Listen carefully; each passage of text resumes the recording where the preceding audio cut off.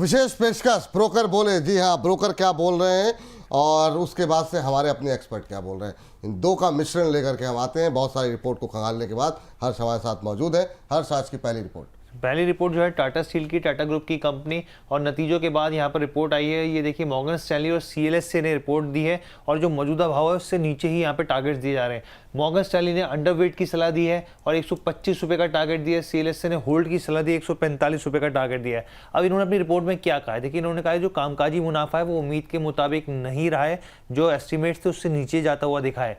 कर्ज कम करने को लेकर भी कोई बहुत खास कोई रणनीति देखने को नहीं मिली, ये एक नेगेटिव पॉइंट इन्होंने गिनवाया। साथ ही इनका कहना है कि जो यूरोपीय बाजार में जो कंपनी का बिजनेस है वो उसमें नुकसान कम हुआ है, जिसके चलते जो नीदरलैंड में कंपनी का एक अच्छा खासा बिजनेस पोर्टफोलियो है वो पॉजिटिविटी में आ गया है, यहाँ पे वो मुनाफे में आ गया है यहाँ पे। साथ ही भारत, यूके, नीदरलैंड में जो है करीब करीब कंपनी वित्त वर्ष 26 के लिए 11,500 करोड़ की लागत में कटौती करती हुई दिखेगी। ये यहाँ पे ब्रोकरेज का कहना है कि हम लोग इस पर नज़र बना के रखेंगे कि जो लागत, जो बचत है उससे एबिटा पे और कैश फ्लो पे किस तरीके का असर पड़ता है।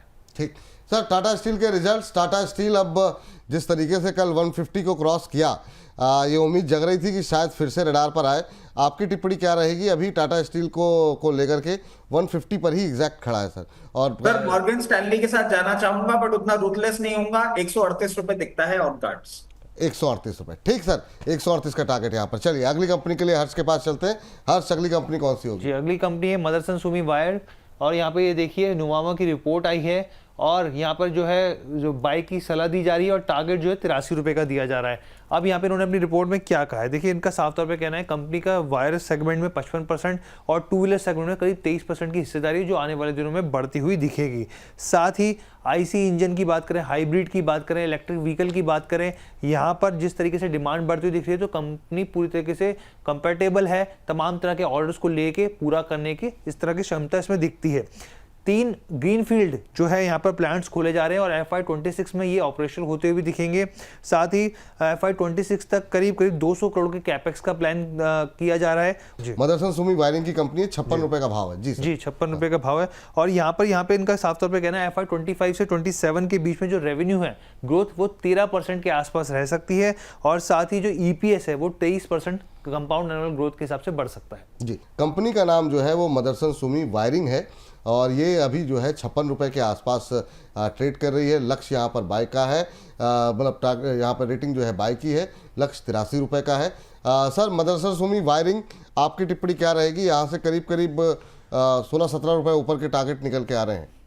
सर, एक बहुत ही उम्दा कंपनी है जो कि अंडर परफॉर्म कर रही है ऑटोमोटिव सेक्टर में। एक लंबी रेस का घोड़ा ये बनते हुए आपको दिखेगा और मैं समझता हूं ये टारगेट्स जो दिए हैं ये बहुत अभी के लिए दिए हैं। अगर आप लॉन्ग टर्म के लिए इन्वेस्ट करते हैं तो ये डबल होने का दमखम रखती है। बने रहे, अच्छा अपसाइड इसमें आएगा। इसमें अच्छा अपसाइड यहाँ पर देखने को मिलेगा। चलिए अगली कंपनी के लिए चलते हैं हर्ष के पास। तो यहाँ पर पॉजिटिव व्यू निकल करके आया है हर्ष। अगली कंपनी कौन सी है? बिल्कुल, अगली कंपनी रिलायंस है। रिलायंस को लेकर हम लोग बात कर लेते हैं। यहाँ पे देखिए, सिटी जो है ब्रोकर है, खरीदारी की सलाह दी और 1585 का यहाँ पे टारगेट दिया है। हालांकि अपने ऑल टाइम हाई से तो ये टारगेट नीचे ही है यहाँ पर। तो इनका कहना क्या है, इनका कहना है जो रिफाइनिंग मार्जिन्स हैं वहाँ पर उसमें सुधार देखने को मिला, इसलिए ऑयल टू केमिकल बिजनेस में आने वाले दिनों में और बेहतर स्थिति देखने को मिल सकती है। डोमेस्टिक फ्यूल रिटेलर मार्जिन्स भी और बेहतर होता हुआ दिखेगा, पेट्रोकेमिकल बिजनेस में भी सुधार होता हुआ दिखेगा। साथ ही इनका कहना है कि जो एनुअल जनरल मीटिंग होने जा रही है, AGM जो मीटिंग होने जा रही है, उसमें नज़र बना के रखनी पड़ेगी जियो के ऊपर की वैल्यू अनलॉकिंग को लेकर, IPO को लेकर क्या किस तरह का अपडेट होता हुआ यहाँ पे दिखता है यहाँ पर। इसके अलावा कर्ज कंपनी जो है वो लगातार कम करने की कोशिश कर रही है और इस पे कंपनी काम कर रही है। साथ ही न्यू एनर्जी बिजनेस में इनको ज़्यादा पोटेंशियल दिख रहा है। 1585 का टारगेट जो है आप थोड़ी सी सुस्ती जरूर है, लेकिन 1585 का टारगेट सर। सर, सहमत हैं आप सिटी की रिपोर्ट से या आपके लक्ष्य कुछ और हैं?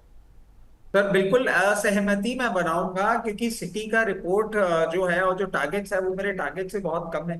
मैं इसको बहुत ऊपर के लेवल पे देख रहा हूं और अगर अपनी समझ से मैं आपको बोलूं तो आपको बहुत जल्दी मार्केट मोमेंटम के चलते हुए इस लेवल को भी ब्रीच करता हुआ दिखेगा और नया हाई देता हुआ भी दिखेगा। थोड़ा सा मध्यम से लॉन्गर अवधि के लिए आप वेट करेंगे तो आपको अच्छा अपसाइड ये देखने के लिए तैयार है। अच्छा अपसाइड यहाँ पर देखने को मिलेगा। रिलायंस पोर्टफोलियो में आप रखिए, कोई समस्या की बात नहीं है। चलिए आखिरी कंपनी की तरफ बढ़ते हैं और हमारे दर्शक ऐसे ऐसे हैं, मतलब बलूचिस्तान की अपडेट भी यहाँ पर दी जा रही है। बहुत सारी अपडेट मुझे, मैं चूँकि एक जिम्मेदार चैनल के नाते मुझे पढ़ना नहीं चाहिए, लेकिन शंकर जी धन्यवाद, आप लोग इतनी अपडेट्स जो है वो लोग शेयर करते रह रहे हैं। ये सब रचित जी आपका किया जा रहा है कि लोग बलूचिस्तान से लेकर के पाकिस्तान से लेकर के शेयर बाजार पे भी अपनी टिप्पणी नहीं कर रहे हैं, वहाँ की अपडेट आपको बताई जा रही है। जी हर्ष, अगली कंपनी। तो मैं समझ रहा हूँ ये एक तीर दो निशान वाली बात। अरे नहीं सर, जी हर्ष। जी, जो आखिरी कंपनी है IIFL फाइनेंस है, और यहाँ पर ब्रोकर जो है HSBC है। खरीदारी की सलाह 550 के टारगेट यहाँ पर दिए जा रहे हैं। अब इनका कहना 4-5 पॉइंट्स है इनका साफ तौर पे कहना है कि जो लोन ग्रोथ सेगमेंट है उसमें जो नंबर्स हैं वो उम्मीद के मुताबिक रहे हैं यहाँ पर, और गोल्ड लोन में जो है अच्छी रिकवरी देखने को मिली है। माइक्रो जो फाइनेंस यहाँ पे सेगमेंट है उसमें रिकवरी आई है। लिक्विडिटी कंपनी के पास अच्छी खासी है, और अर्निंग पर शेयर में भी रिकवरी देखने को मिल रही है। चलिए, IIFL फाइनेंस 408 का लेवल और यहाँ पे 550 रुपये तक के लक्ष्य निकल के आ रहे हैं। रचित सर, क्या टिप्पणी रहेगी आपकी? तो देखिए, स्टांस बुलिश है, वैल्यूएशन डिस्कम्फर्ट एक बार देखने को मिल रहा है। थोड़ा सा कॉशियस अप्रोच रखना चाहूंगा। 515 तक का तो लेवल नहीं, बट हाँ ये जो मोमेंटम चल रहा है ये 445 तक जा सकता है। बट वैल्यूएशंस को देख के और इनके बिजनेस को देख के एक चीज बोलूंगा, कॉशियस अप्रोच रखिएगा, बहुत बुलिश होने वाली कंपनी ये है। ठीक, हर्ष थैंक यू, धन्यवाद आपका। इतनी अच्छी रिपोर्ट्स आप लेकर के आए हमारे दर्शकों के लिए और उनको जानकारी दी कहाँ पर क्या स्ट्रेटजी होनी चाहिए, और रचित सर ने अपनी राय दी उस पर कि क्या वहाँ पर रणनीति होनी चाहिए। बहुत बहुत शुक्रिया हर्ष आपका।